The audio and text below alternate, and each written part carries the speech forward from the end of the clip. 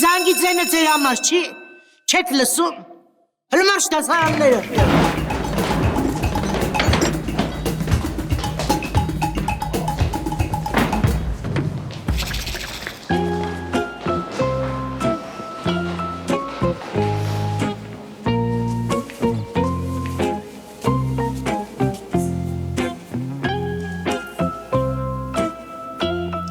Հայկ ջան,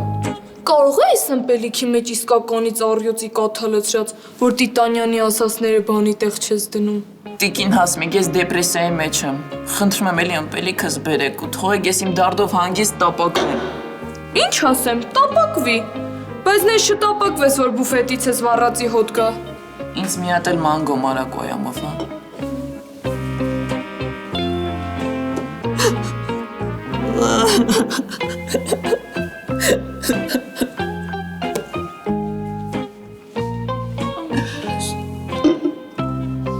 Բալես, բայց ինչի ես այդքան տխուր։ Հլասա տեսնեմ ինչ ա եղել, կարող եմ մի բանով կարողանամ օգնեմ։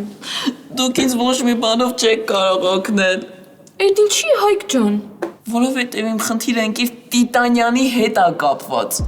Բալես, միշտ հիշի, ցանկացած խնդիր իրա լուծումն ունի, նույնիսկ եթե դա Տիտանյանի հետ ա կապված։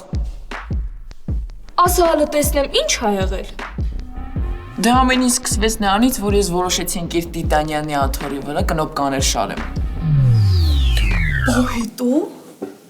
Դե ինչ հետո։ Դրանից հետո ընկեր Տիտանյանը ասեց, որ 10 օր չերևամ իրա դասերին։ Վայ, տղա ջան, ես ինչ ոտ բան ասեցիր։ Վատ էլ խոսքը չի։ Հայկ ջան, բայց գիտես,